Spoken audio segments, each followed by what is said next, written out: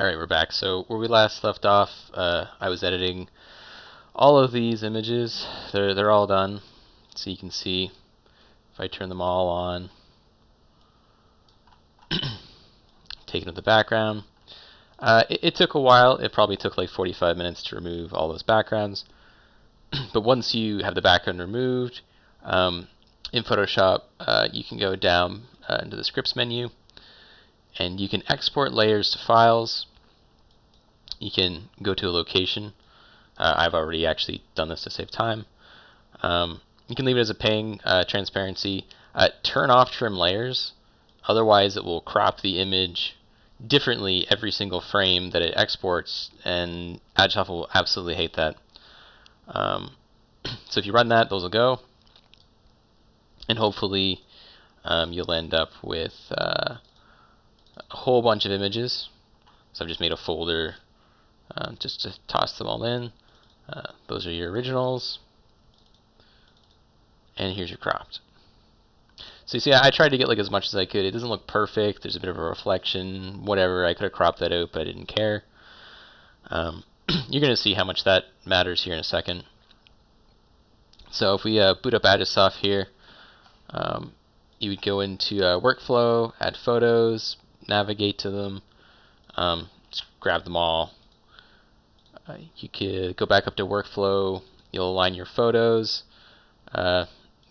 This is all the defaults for me. You can turn on and off adaptive camera model fit. Sometimes it works, sometimes it doesn't. You really have to just try it. So we're just going to try it here. Let's give it a second. At like 45 photos, this is pretty quick. I have a fairly decent computer, so it doesn't take too long anyways, but I will tell you, when I loaded up 700 photos for another model, it did give me a time estimation of 12 hours. I just canceled it, and I ran it back through After Effects and got it down to like 140 photos. It turned out really nice, and it didn't take forever, because these are primarily for Tabletop Simulator, so they're going to be sitting on the table really far away. Don't really matter. So this time it did a pretty good align. I'll be honest, I tried this a few times off camera. It didn't work very well. And if it doesn't work well, honestly, sometimes you just have to go back into Align Photos, and you could literally just try it again. I'm going to show you what happens when I just turn off Adaptive Camera.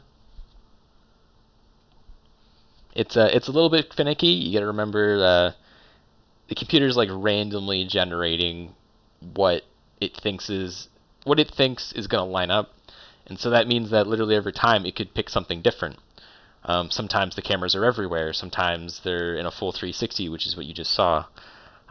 Ideally, it gets the 360, and that's where we can actually produce something nice. But yeah, like look at this. This is terrible. These are all over the place. If you look at your model, it's he's kind of like half exploded. Doesn't look very good. You can even see like he's got two swords here. If you saw Sneaky's tutorial, you'll know that this is known as a one of these tie points, which is also known as a point cloud. And if I were to build this out, you would see in more detail what's going on. But it's not going to look very good, I'll tell you that. You can already see the models like duplicated there. The result we got the first time was the better result. But I already have a file where I have this done. Just going to discard this. Open this file up. You'll see this projection was pretty good. If we get really close to the model, you can start making out all of his shapes. So from here, you might want to like, clean it up. You could take out some of this white pretty easily. Sometimes though, I like to just go right ahead and build the dense mesh. I find it's a lot easier if I know what I'm looking at to pick out some of these details. Again, with so low photos, this actually won't take very long.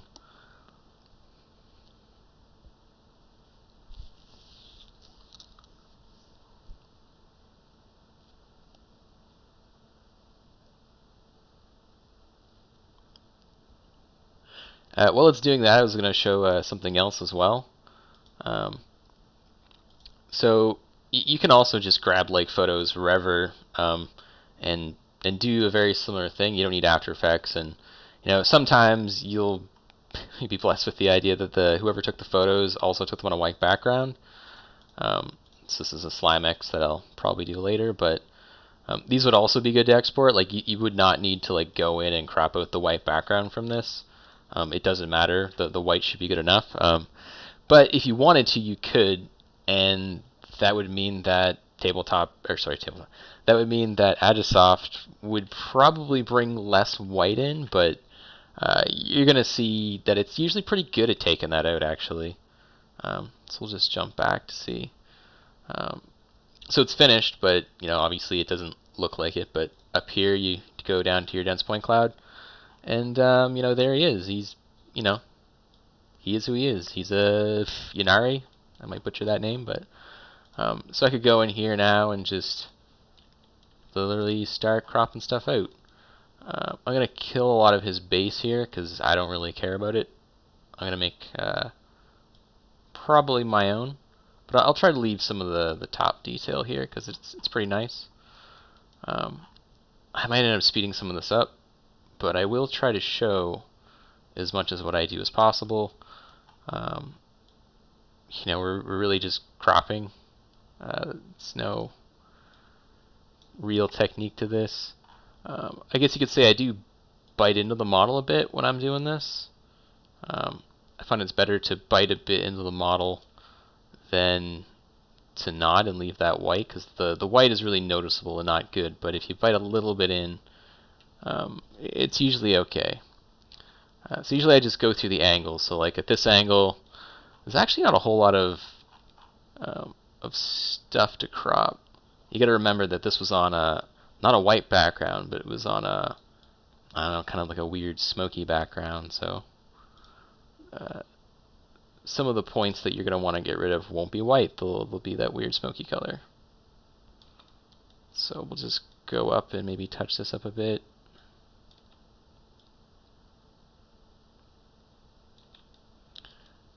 Still more base stuff. Cape turned out pretty good. You got a little bit of noise in the back there. Looks like it got cut a bit, but it might be okay.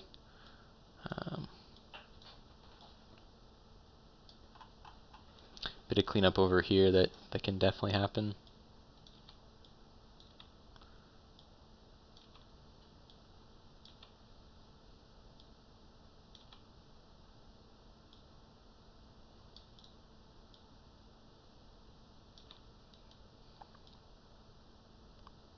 If you have a tablet, this might actually be a bit easier. I have mine plugged in, so I haven't really bothered.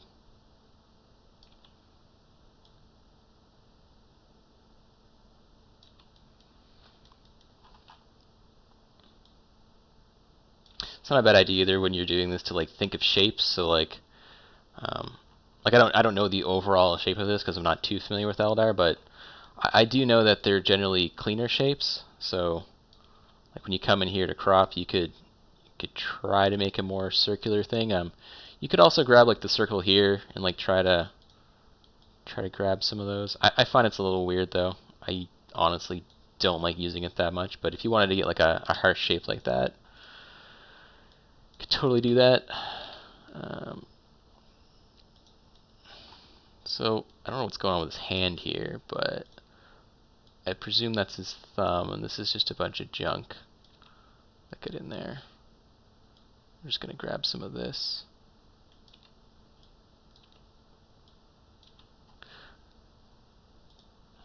Alright, so sometimes I like to clean up a model part way, because you can always jump back and forth on this cleanup process. He actually came in pretty well cleaned up. I don't know what happened to the sword. It's a bit of that kind of sucks, but maybe we'll be able to clean that up in another program. So from here you could just build a mesh.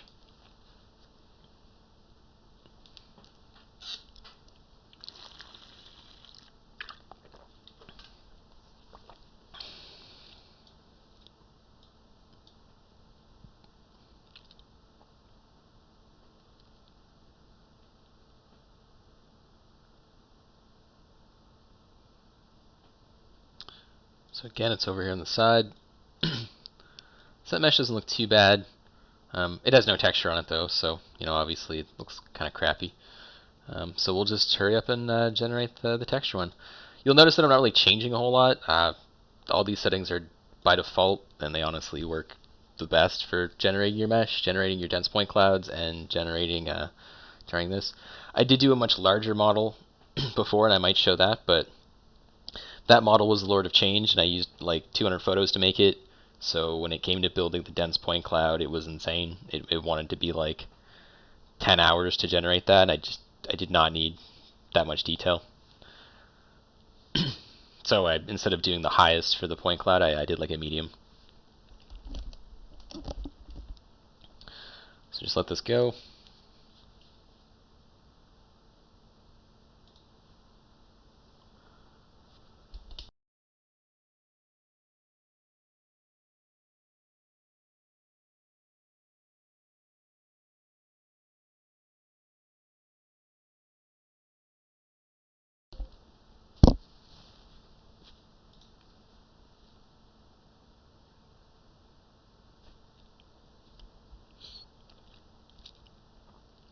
So there he is with his texture, and like, honestly, you could just call this a day. Most of this is pretty good. It's a little eaten away here. I mean, no one's really gonna notice that when he's on the table. He's he's like the size of an infantry, so he'd be like that big maybe. So I'm actually not gonna clean this up much more, I think. I mean, you could totally clean up his little gap in the hand there. And actually, there's a pretty big gap under his arm that we should probably clean up. So you can jump back and forth between all these things. So if I jump back to this, I can clean up this whole portion under his arm. I'm not too sure what this bit is here. We can jump back to the 3D maybe to see what it is. Yeah, I have no idea.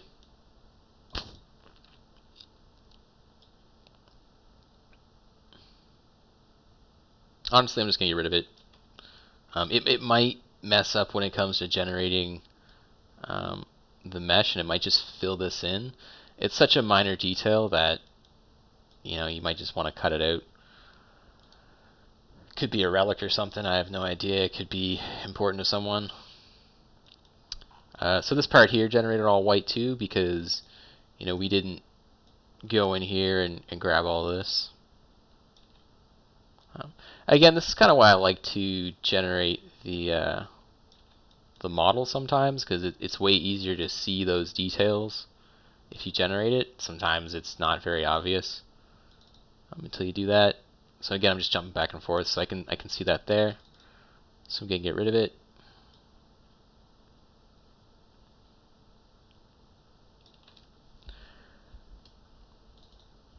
Yeah. So you notice like this isn't obviously updating because you need to generate a new mesh. I'm just using it to find out where those problem areas are.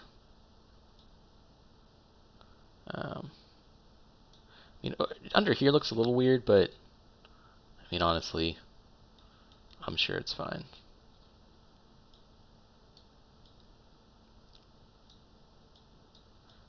So I'm just gonna rebuild the mesh. Yep, from the dense one. So we'll wait for that. You might have to redo the texture too, but I mean that doesn't take long either.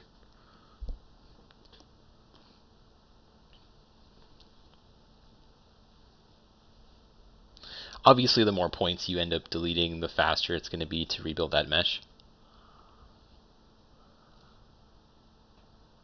Yeah, okay, so the mesh is there. The texture's gone, so you got to rebuild the texture. But you'll see right there, like this is now open. This is now open. The leg up here. You could just like look around and see if there's anything weird that you could fix up. Like I don't know, maybe this leg bit here is a little wonky. Doesn't matter. I'm gonna leave it for now. Yeah, I can't believe that for now. So we'll generate our texture.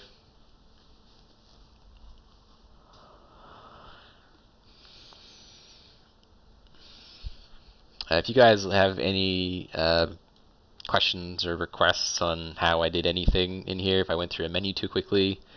I have the assumption that you've already kind of seen some of Sneaky's tutorials on Agisoft.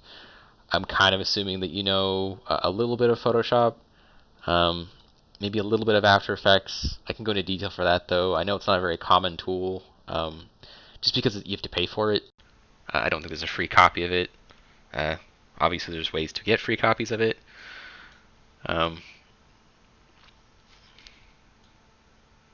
Same thing goes for, like, I'm going to be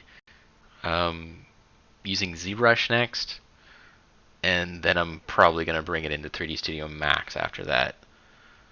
And then maybe as a bonus, I'll just bring it in Tabletop Simulator and show what it looks like in the actual engine.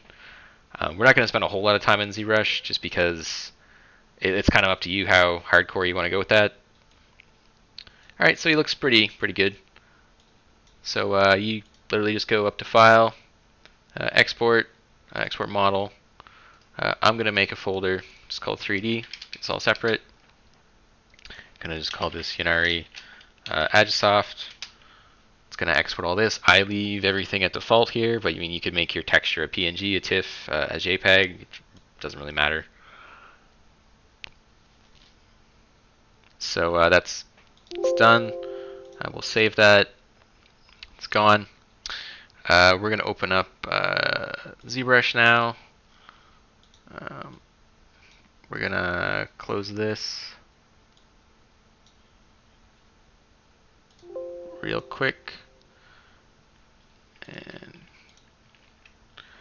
so ZBrush is a little bit intermediary. It has a very different interface, and I'm not really going to go over how to do a bunch of stuff in it because I honestly don't use it for a whole lot. So when you launch it, it'll be empty. This lightbox thing might be open. You just click it and it goes away. You just want to go though to import. You want to go to your project. Go to 3D. We're going to import this OBJ. By default, it's just going to allow you to drag it up onto the screen. Mine's kind of all wonky looking right now because it has a texture applied to it, but it should come in looking like probably like this. It's going to be all kind of goopy looking. It's going to be this clay thing. You can change what it looks like on the left here. That doesn't really matter. It's just kind of how you are looking at it. So it comes in like this. It's obviously really high poly, and we're going to change that. If you want to see what it looks like right now, though, like with its texture map on it, which is pretty handy for when we do some painting or some decimation. Decimation is just taking a model from a much higher polygonal count and then lowering it. If you mouse over on the right, you can see it. This is 180,000 polys, or it's 90,000 points. Points also means vertices, which is what game engine used to calculate things. And you want to keep it low because, well, tabletop simulator might explode. So on the right here, you get a texture map. You can see I had another one loaded that was actually for Mortarion. If you click it, you can import. Here's the Inari. It's going to come in. It's going to look all weird. You're going to want to take this matte cap. You're going to turn it flat color. All right, still looks pretty weird. You're going to close the texture map palette. Go up to Edit UVs, Adjust, and you're going to flip it. So ZBrush likes to bring things in upside down. I don't know why, but there we are. So so he's in here now. If you turn on this button here, you can see his polygon count. It's beautiful, beautiful. So something I've been doing recently. Actually, so sorry. After this, I would usually just decimate it, throw it in, and be done. But I've learned a few little techniques here and there, and one of them has been like, if there's any of these like annoying white spaces that you don't like, and I get it's pretty nitpicky, like no one's gonna probably look at that in Tabletop Simulator, but not every model comes in as good as this model. Some models come in with some weird stuff on them. So if you wanted to clean that up, this is how I do it. It's on your right here. You have a geometry tab, and what we're gonna do is we're gonna take the texture and we're gonna put it directly on this model. And in a very basic way, you want the model to be really high poly, so all of the detail of your 4K by 4K texture goes on him. So he's only 180,000, but we're going to just hit divide a few times here. Don't go too crazy. It will actually depend on your computer. 5 subdivisions, though, should be doable by anyone's computer, really. You might want to give it a minute. Up on the top left, it's going to show what it's doing. It's dividing it into 8.6. And now 34.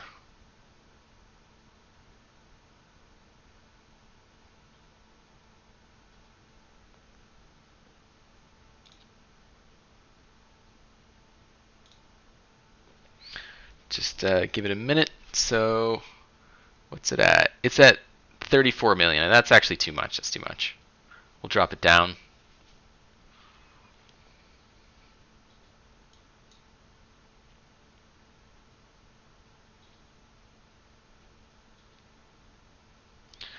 ZBrush can be a little intensive on your computer. So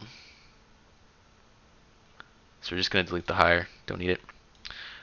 So if you go down here to Poly Paint, you're going to turn on Poly Paint from Texture. It's going to say MRGB mode, draw mode is off. Please adjust. You literally just click this button up here. And then you're going to click it again. It's going to do its thing. Give it a second. It's good. So what you want to do now is you want to take the texture and you want to turn it off. So you'll notice it's still there, but that's because the poly paint is on. So you can, if you turn on and off colorize, texture's off, poly paint on, off. And if you turn on RGB, you don't want material, you want RGB, and you start grabbing colors, you could paint on him. You want to turn Z add off, and I turned colorize off there accidentally. So when I have RGB on, I mean, you could paint all over him and, you know, oh, we'll export him like that. No.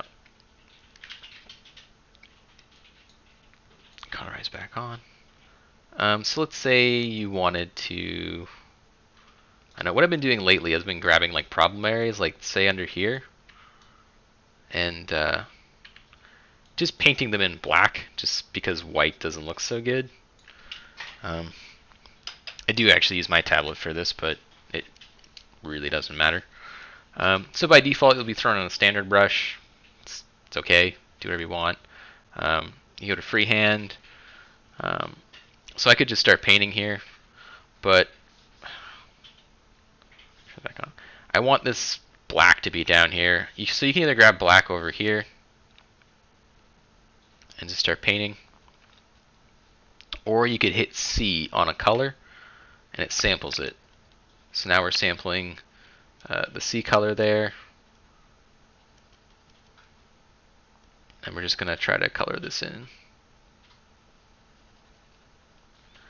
That way when you see the model, you know, you just kind of see that. You don't see the ugly white under here because the scan, well, the scan did it. It creates a texture for you. It's a computer, it's not going to make the greatest. Might notice when you do stroke here, you see this little red line. It's called lazy mouse, and you might want to turn it off. So if you go under stroke, lazy mouse, just turn these off. It should make it a bit more responsive. Yeah. Lazy mouse tries to even out whatever you're doing, so you actually have to draw for quite a while until it knows that you want to do something a certain way. So you could go down here and just, you know, color in some of these under areas, sampling the colors. You could do like the whole back of this cape here. Nothing fancy really. I mean, you could do some of this. So I have pen pressure because of a tablet. If you're using a mouse, you won't really get that, sadly. But I mean, you could do some stuff. So like right here, we could just fix this whole color here. So we're just gonna color it all blue first.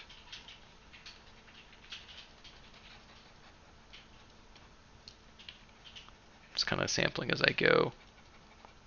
I'm going to resample here and just kind of paint it back in.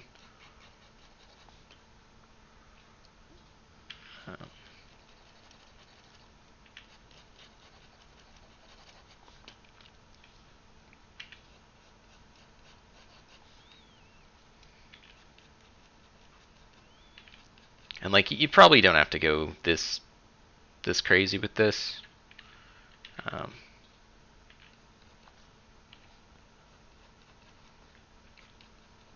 But if you want to, power to you. So I kind of colored over some of this on this side. Yeah, we might get some overlap there.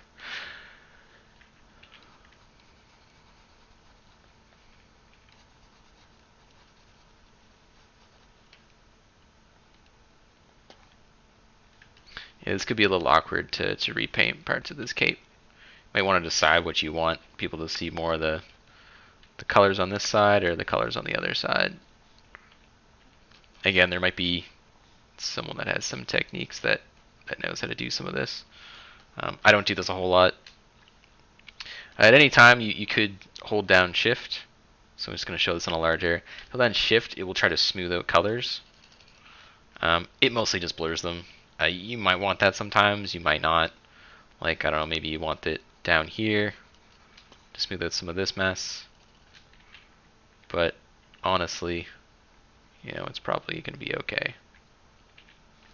You could also try to match the speckling if you wanted to. So like if I pick a darker color and I start, this might not work so well.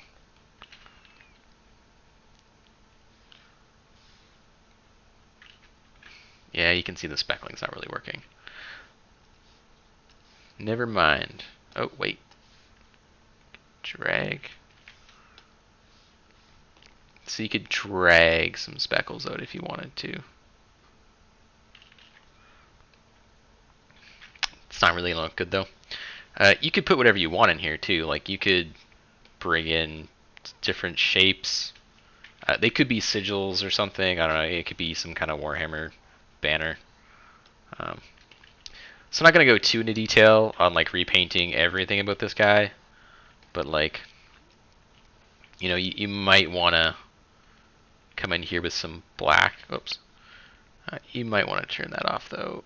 Go back to freehand. We could just paint this in real quick before I export this.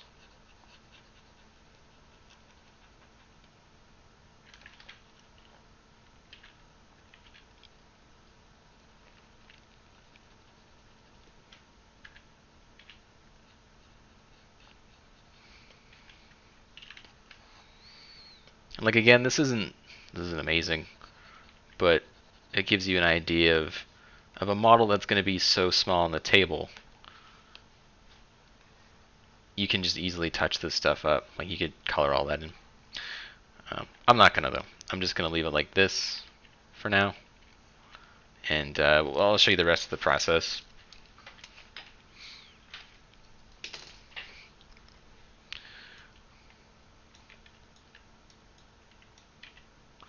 So you get your model. It's really high poly.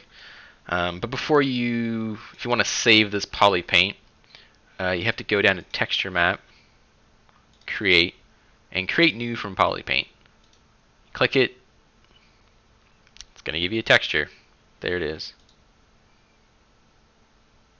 So if you turn off Poly Paint, you look at your texture, it's automatically turned on. It's got all the stuff you want on it. I will get the bright.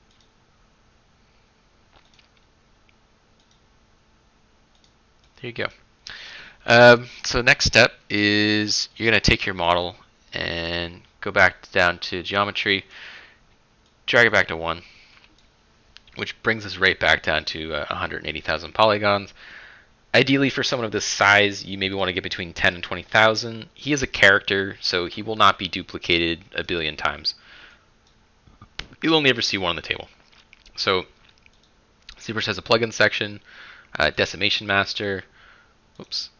You want to go in here, You're going to turn on freeze borders, keep UVs. UVs is your texture. If you don't do that, it's going to completely destroy your texture. This here is the percentage of decimation. So I usually put it at like around 60% of the model will be reduced. And then you hit pre-process current. It's going to do some stuff in the top left. And then you're going to hit decimate current. And then you're going to wait.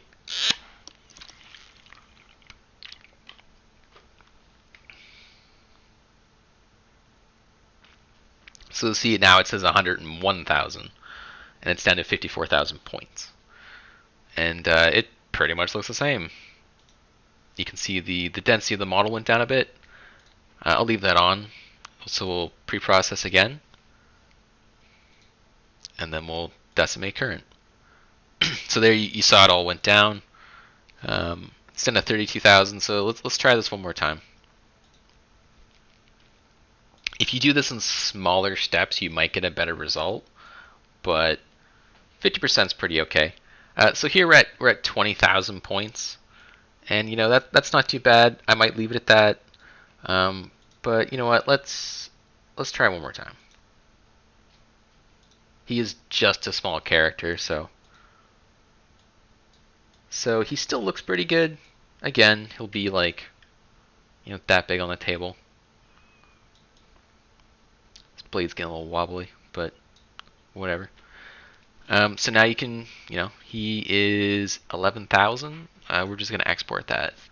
And we're going to call this just decimated. And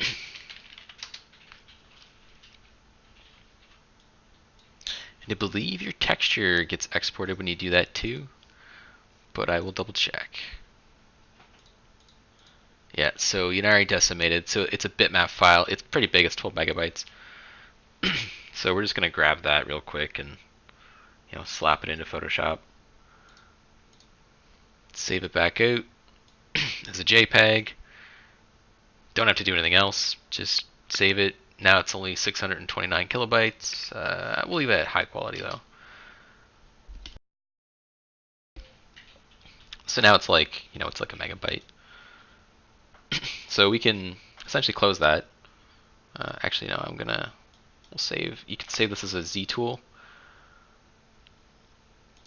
So done. You also have the option to save it as a document. It doesn't really matter. Either or. So we have ZBrush, or sorry, ZBrush. Here we have CO Max, and I'll just create a new scene. We're going to import this model.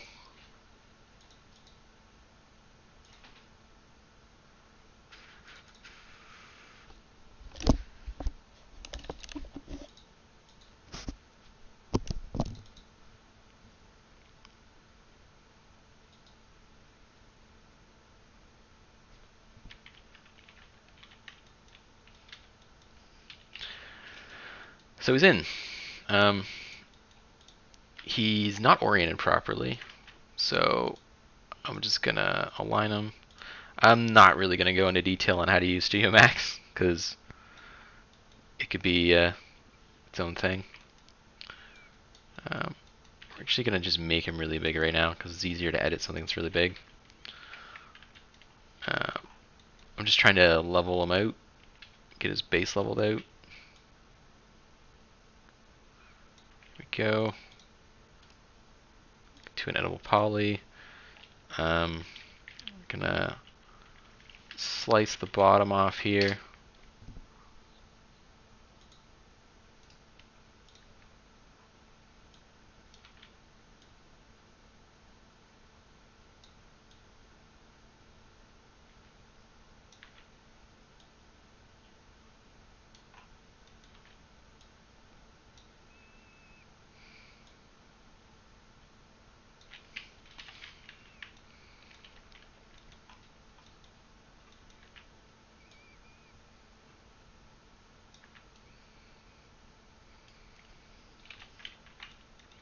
So that's looking pretty good. That's his base essentially.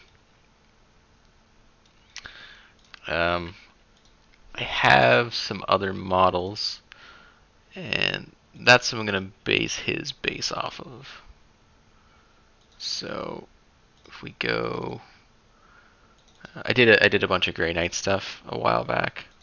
Just gonna import. No, he's a character, so I don't need a Terminator base.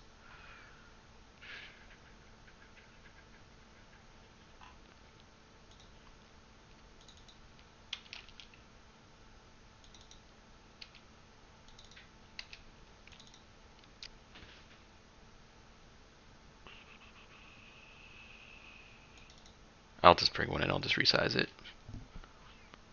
No, don't want a new scene.